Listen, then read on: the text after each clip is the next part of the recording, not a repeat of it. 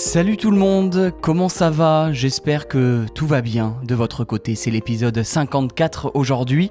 Je suis très heureux de vous retrouver comme à chaque fois finalement et comme tous les 15 jours. Je suis accompagné de Violaine présente avec moi, en face de moi, qui me semble plutôt en forme. Comment ça va aujourd'hui? Bah écoute, tout roule. Je commence à prendre mes marques dans cette nouvelle vie et nouvelle ville où on s'est installé il y a quelques jours. Je rappelle pour les gens qui n'ont peut-être pas encore écouté l'épisode précédent, bah déjà d'aller le faire. Et aussi, je vous rappelle qu'on a déménagé avec toi, Nathan, et qu'on s'est installé dans une petite ville du sud de la France. Et cette ville s'appelle Nîmes. Je sais qu'il y en a pas mal ici qui connaissent cette ville, qui l'ont déjà visitée. On a reçu pas mal de messages à ce sujet. Et donc, comme pour tout déménagement, il y a un temps d'adaptation, il faut trouver son rythme et puis il faut s'habituer à ce nouvel environnement. Et il y a quelques démarches administratives dont il faut s'occuper. Exact. Moi, je viens là de m'inscrire à la bibliothèque, par exemple. C'était hier. Mais il faut aussi changer les adresses pour le courrier, etc. Il faut, comme on dit, s'acclimater. Verbe pronominal sympathique à connaître. On s'acclimate à un endroit, on s'habitue, quoi, c'est ça, Violaine? Tu sais qu'à chaque fois que j'emploie ce terme, ça me fait penser au jardin d'acclimatation, qui est un superbe jardin à Paris, dans le nord-ouest parisien, où j'allais quand j'étais plus jeune, et je le recommande à vous tous qui nous écoutez. Si vous êtes dans la capitale française, notamment avec des enfants, il y a des manèges, des attractions, c'est bien chouette. Voilà, bon, vous l'avez compris, donc nous, on s'acclimate tout doucement. On est allé faire nos courses comme tout le monde aussi, il y a quelques jours. On commence à regarder les commerces qu'il y a à côté de chez nous. On teste de nouveaux supermarchés, c'est logique. Et voilà, c'est bon, le lien est tout trouvé avec notre sujet du jour. Et je suis très content de le faire, de parler enfin de cette application. Je dois vous avouer que ça faisait un bon bout de temps qu'on avait noté ce sujet-là, Violaine, qu'on avait envie de le faire. Quasi un an, je dirais. Au moins. Mais on n'avait pas trouvé le bon moment. Et puis, tu sais, commencer avec l'actu, avec l'actualité, et puis même nos envies respectives, ont fait que on a retardé, on a repoussé ce moment. Et c'est vrai qu'on a remis ça à plus tard. On l'a gardé bien au chaud, comme on dit. Mais en même temps, c'est vrai qu'on en reparle souvent ensemble. Et là, dernièrement, on a dû, nous, utiliser cette appli, rappelle-toi, pour faire quelques courses. Et ça nous a fait tilt, comme on peut dire aussi. Allez, c'est le bon moment pour en parler dans le podcast, Violaine, pour y consacrer un épisode entier. Et je crois que ça en vaut la peine parce que ça a tout de même bouleversé, je pense, le mot n'est pas trop fort, nos vies ou nos comportements au quotidien. Donc, de quelle application on parle aujourd'hui, Violaine? Je crois que c'est déjà la base de dire son petit nom. Comment elle s'appelle? C'est une appli dont déjà toi, Nathan, t'es particulièrement fan et elle est d'ailleurs ouverte là sous mes yeux sur mon téléphone.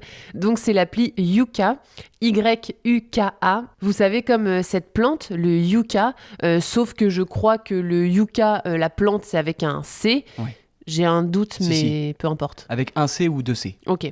Donc est-ce que cette appli a un lien avec la plante? Est-ce qu'on sait pourquoi elle s'appelle comme ça?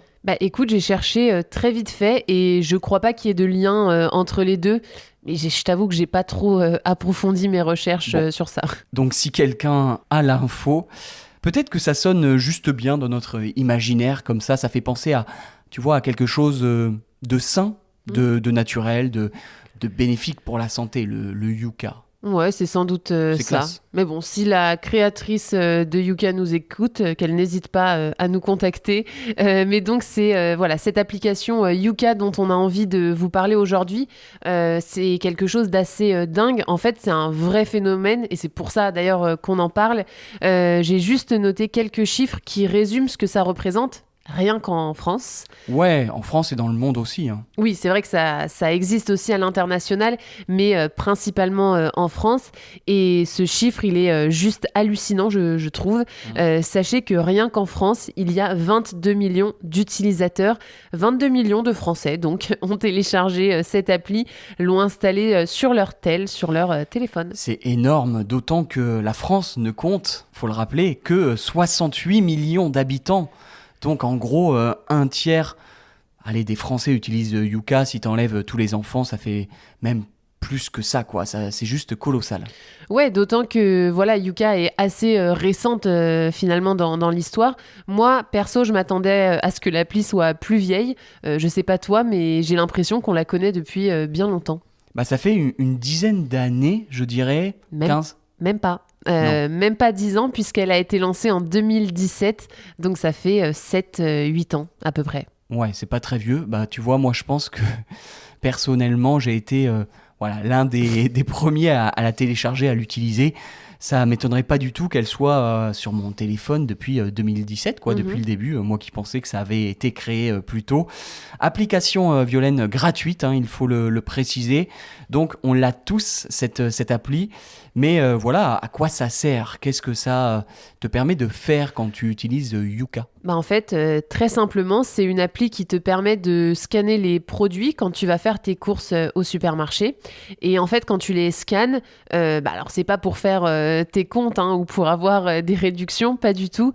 Mais en réalité, ça te permet de savoir en fait tout simplement si le produit que tu as envie d'acheter est de bonne ou de mauvaise qualité. Et plus particulièrement si la composition, je sais pas, d'une sauce par exemple, est bonne à la fois pour la santé mais aussi pour l'environnement. Mais aussi pour l'environnement, ouais, c'est vrai. On va faire le test hein, en direct, on va l'utiliser là dans quelques secondes pour que ce soit concret. Et je précise avant, hein, au passage, qu'on n'a absolument aucun partenariat, qu'on n'est pas du tout sponsorisé par Yuka pour en parler, rien du tout. On va dire que ça vient du cœur, hein, comme on dit, Violaine. On le fait parce que, en fait aussi, c'est presque un fait de société. Tous les Français la connaissent. Beaucoup, en fait, l'utilisent. Donc voilà, ça me paraît important. C'est une application, tu l'as dit, qui donne une note aux produits. Alors alimentaire, mais pas seulement. La nourriture, pas juste ce que tu mets dans ton assiette, hein. Ça concerne aussi le cosmétique. Donc tout ce qui est déodorant, dentifrice, c'est super utile pour ça. Le maquillage aussi. Oui, aussi. Ouais, j'imagine.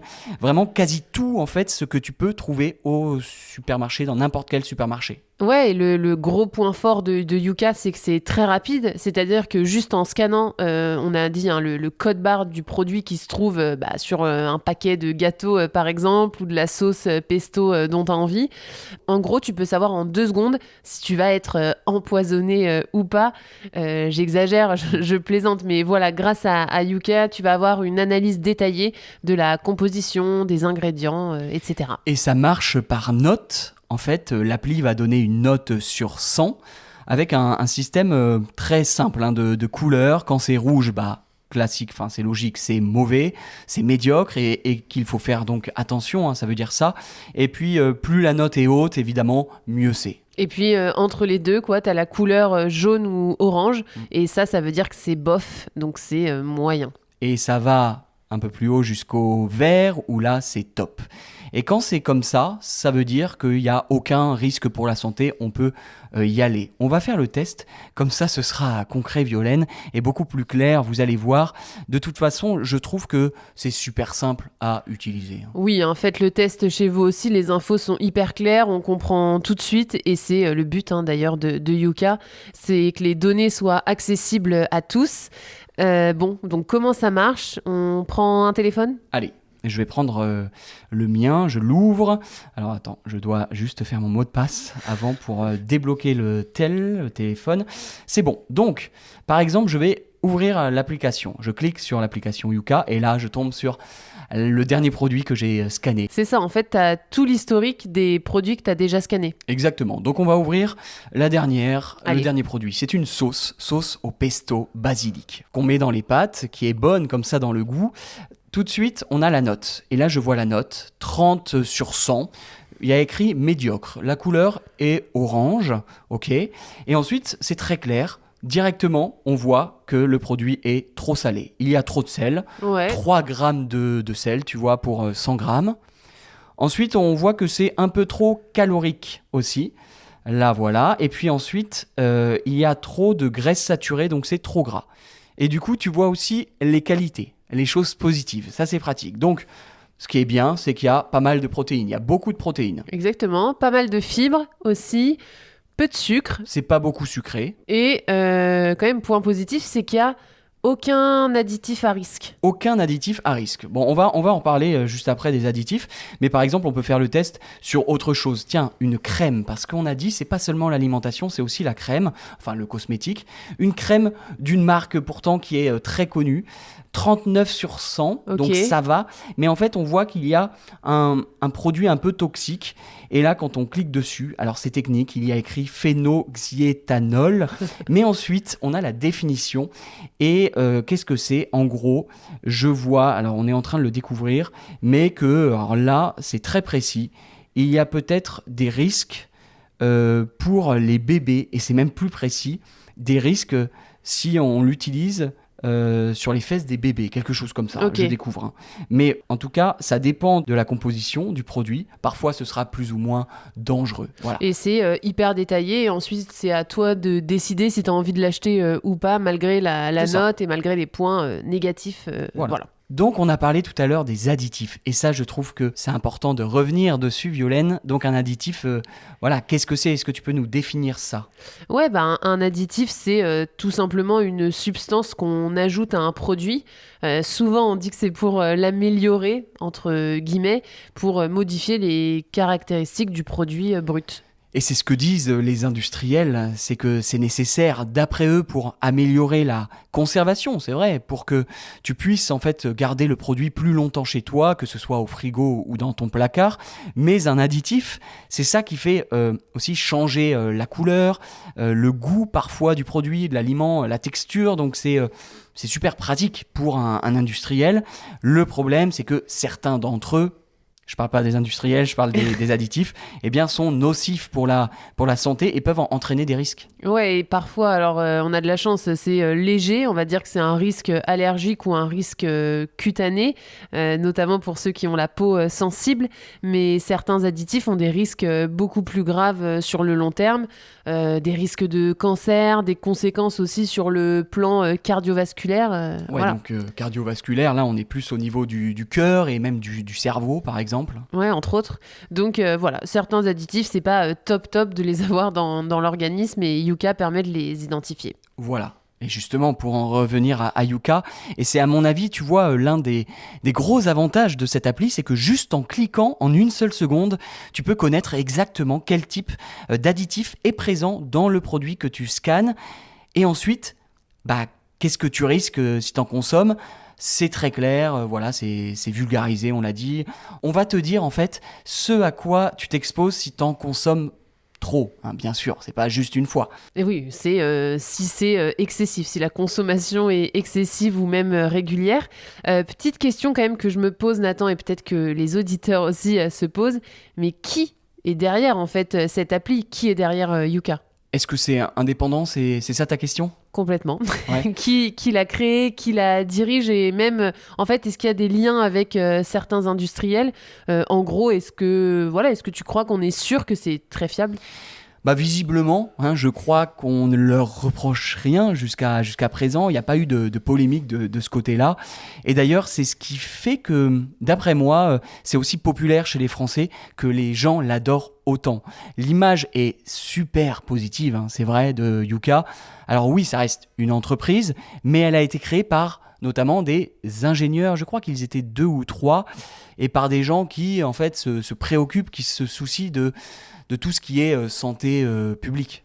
Ouais, en tout cas, une chose est sûre, ce qu'on peut dire, c'est qu'ils ne sont pas financés par le lobby de la charcuterie. Alors, pas du tout. Je dis ça parce que je sais pas si tu te souviens de cette histoire. Si. Ça remonte à l'année dernière, je crois. Ça avait fait couler beaucoup d'encre, comme on dit, donc on en avait beaucoup parlé dans l'actualité. Alors là, tu fais donc référence à la fameuse polémique du jambon dans les supermarchés français. Ouais, bravo.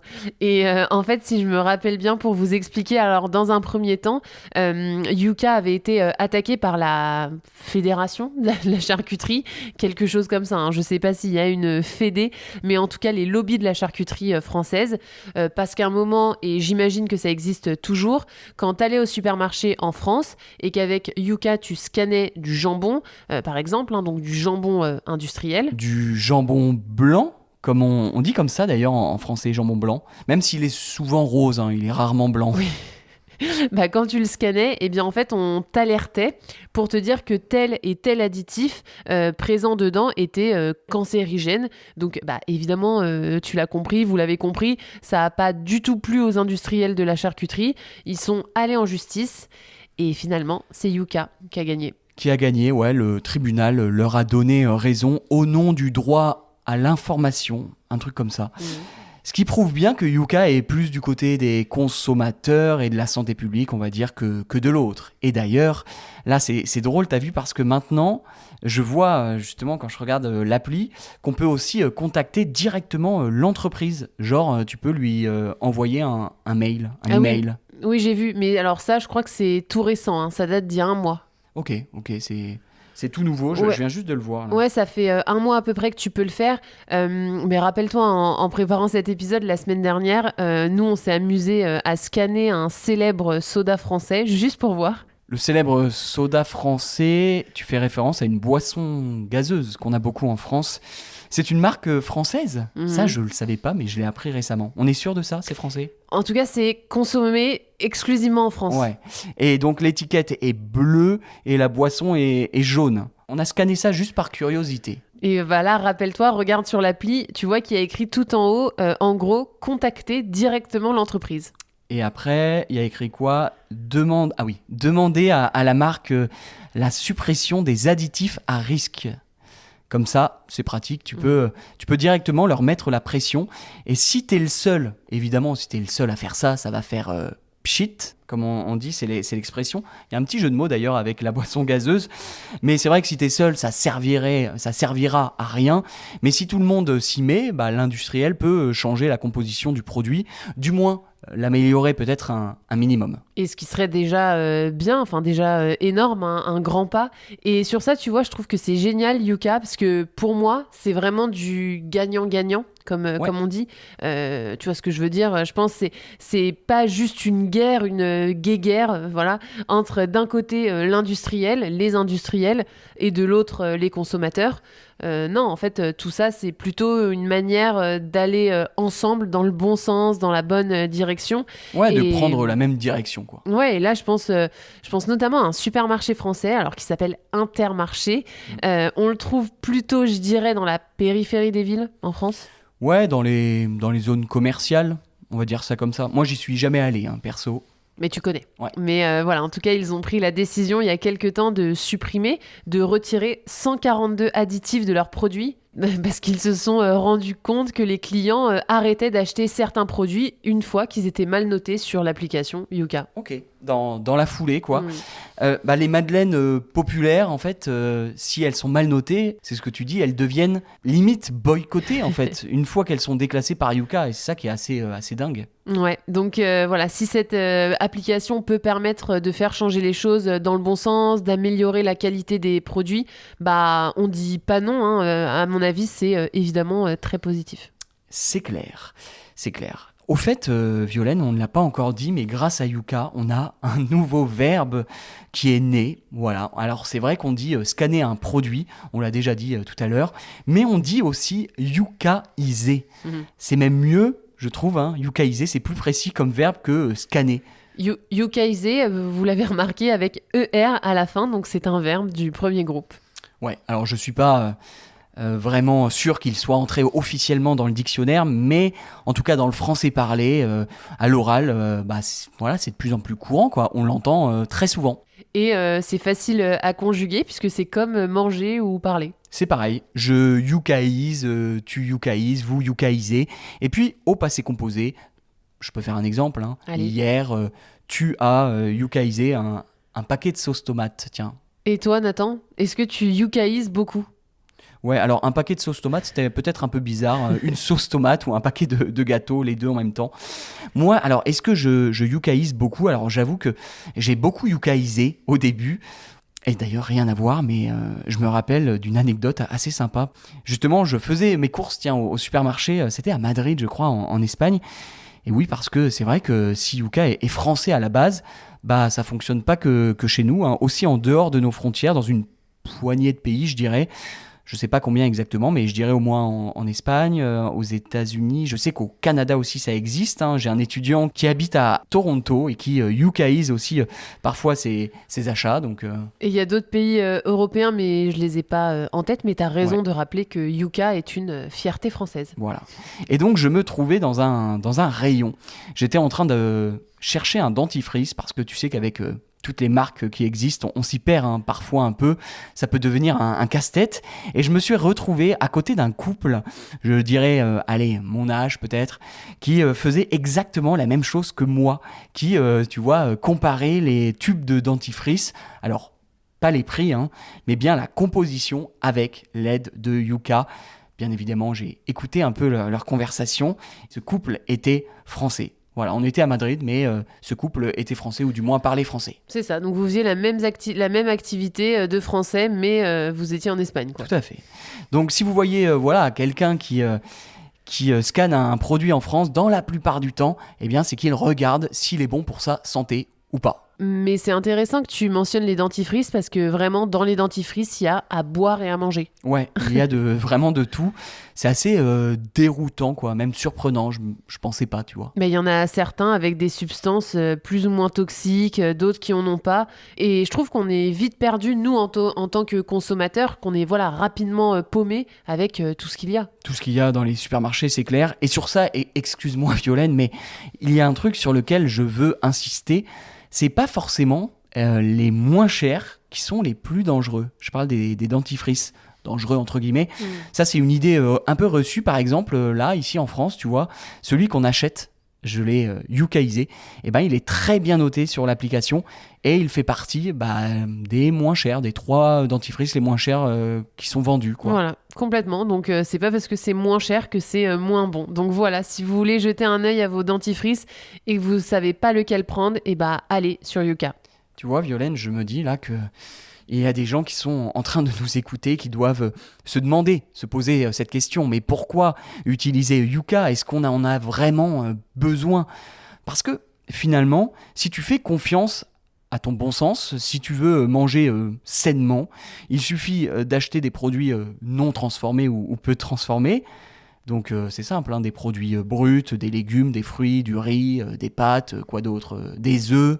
De la viande, du poisson si Voilà. t'en manges. Et ensuite, faut juste se mettre à les cuisiner et puis c'est tout, quoi. Voilà. Tu sais que ça va te faire du bien à ton corps, à ton esprit, etc. Et t'as pas besoin d'une appli pour le savoir. Oui, alors ça c'est vrai, tu limites les risques en faisant ça, en consommant des produits bruts, mais après on le sait aussi, pour plein de gens c'est compliqué de trouver le temps pour cuisiner avec le travail, la famille, etc. Donc on fait vraiment ce qu'on peut.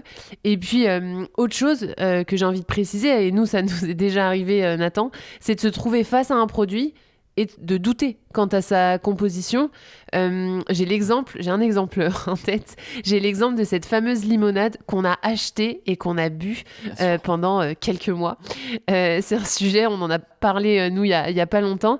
Je vous assure qu'honnêtement, alors peut-être que nous, on est naïfs, hein, Certainement. mais le marketing, le packaging de cette marque, je sais même pas quel est l'équivalent en français pour packaging, mais...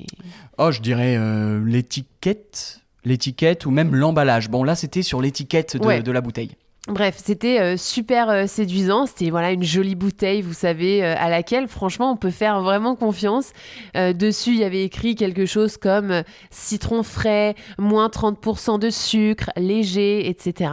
Bref, donc nous, pendant un an, on en a acheté, on en buvait régulièrement. Après, je me souviens quand même qu'on l'a dilué avec de l'eau, hein. On n'en buvait pas des verres pleins comme ça, mais quand même. On en buvait quand même en étant persuadé que c'était sain et que c'était une limonade qui nous faisait du bien, quoi, limite. Au goût, ça nous faisait du bien. C'était assez kiffant. Sur le moment, sur l'instant, c'était plutôt appréciable. Ça, je dis pas le contraire. Mais bon, par curiosité, un jour, je me souviens que c'est toi qui l'as yucaisé. Tu t'es dit, allez, c'est une bonne idée. Ouais, je pourrais presque regretter. Tu vois, ça a cassé un mythe. Ah bah là, on est vraiment tombé des nues, comme on dit. Alors, on a été surpris, choqués, stupéfaits de voir que c'était mais super mal noté. Mais alors, genre une catastrophe. Hein. Bah, si tu veux, je peux la retrouver dans mon historique. Mais bon, en tout cas, la note, c'était quasi 0 sur 100. Voilà, on avoisinait avec les 0 sur 100. Limite, ils auraient pu donner une note négative s'ils avaient pu.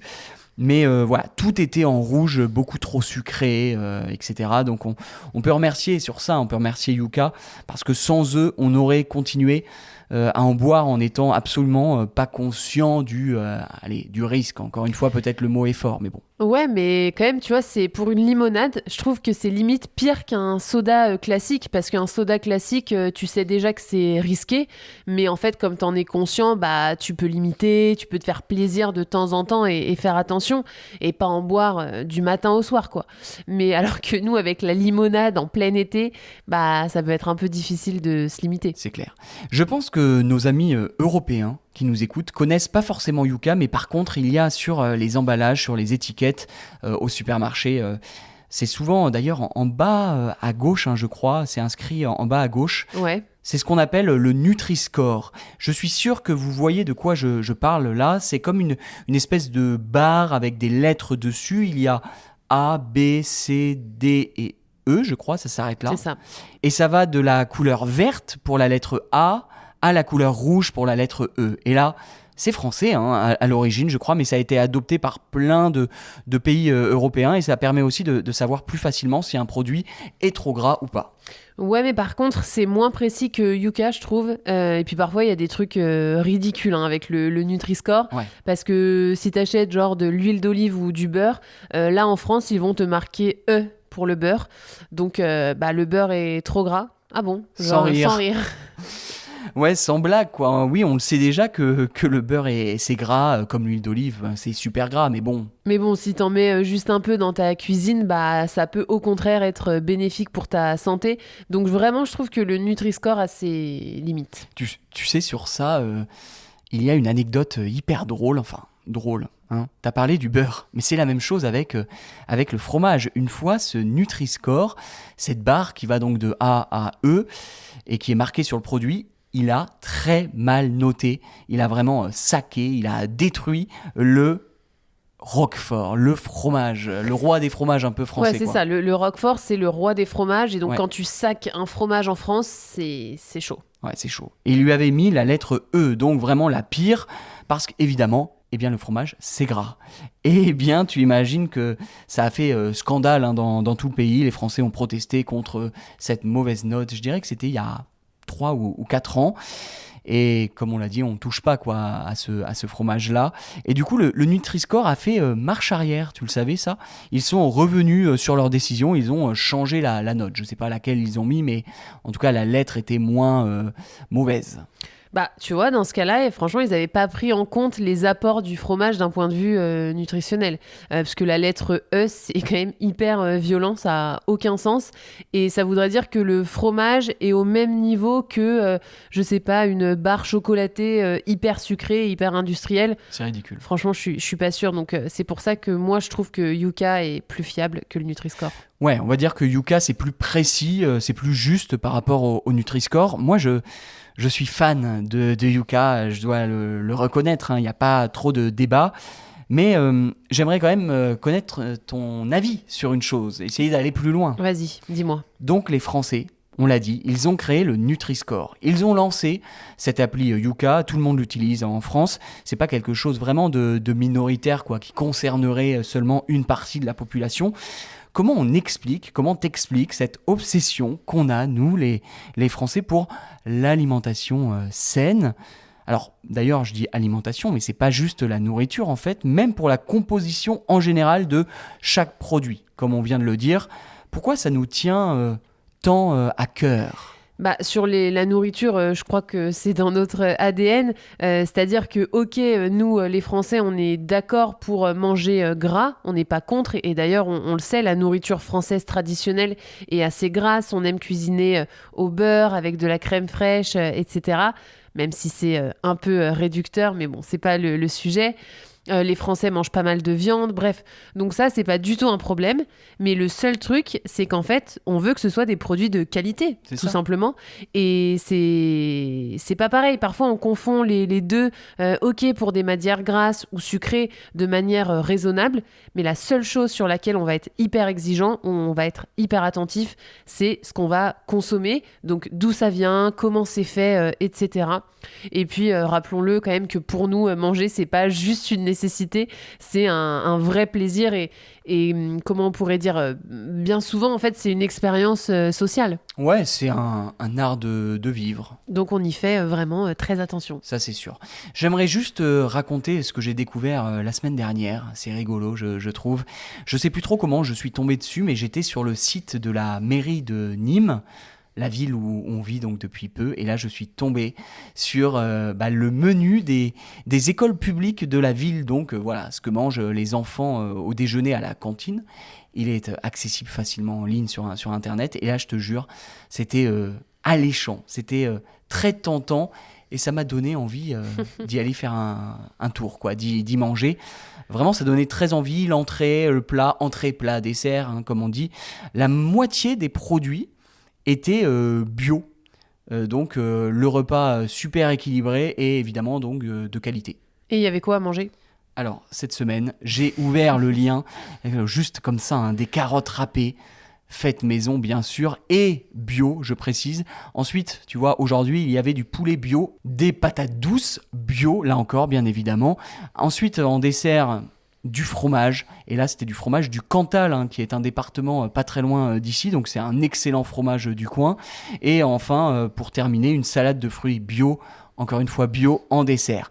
Et tout est frais, hein, c'est ça qui est assez sympa, très peu industriel. Et dans mes souvenirs, moi quand j'étais à l'école dans les années 2000, c'était pas du tout comme ça, quoi. Ah mais moi, pareil, c'était pas du tout comme ça, mais je crois que maintenant c'est dans la loi, ils sont obligés de faire ça en France depuis les années 2010, je dirais. Donc c'est voilà, un peu plus récent que quand nous on y était. D'accord. Et la loi impose ça en France. Entrée, plat, dessert avec un minimum de produits bio et locaux. Je crois que c'est 20%. C'est obligatoire dans les écoles. Et je sais qu'en France, c'est déjà arrivé. Mais imaginons si demain, tu as la qualité de la nourriture qui baisse un peu à la cantine. Si tu as des nuggets ou je sais pas, des produits trop transformés, bah, les parents iront se plaindre et ils l'accepteront pas, quoi. Ouais. Ça m'étonnerait pas du tout que ça arrive. Je crois qu'il y avait eu une polémique au sujet des nuggets comme ça il y a quelques années. Des nuggets avaient été servis à des enfants et les parents ne l'avaient pas accepté. Ils s'étaient plaints, quoi, auprès de la direction de l'école.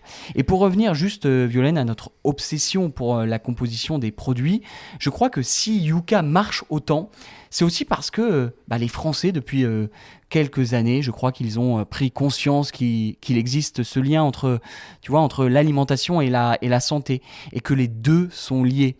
Et là, je pense surtout à un médecin généraliste qui est très populaire en France depuis des années, dans les médias, hein, il est partout, tu vois Bien sûr. de qui il s'agit, Michel Michel Simès, et on le voit partout sur les réseaux sociaux, à la télé, et il parle beaucoup de nourriture, hein, de l'importance de bien manger, et puis plus largement, je crois que les Français aussi se méfient des industriels, ils ne leur font pas vraiment confiance.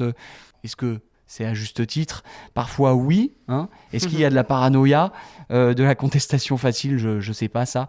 Mais c'est vrai qu'on se méfie plus que dans d'autres pays de ce qu'on met dans notre assiette, quoi, je pense. Bah totalement, et puis nous on en est les premiers exemples, donc je suis d'accord avec toi, mais là encore il faut pas oublier qu'aussi nous en France on a eu pas mal de scandales alimentaires qui nous ont marqués, qui ont vacciné les Français comme on dit.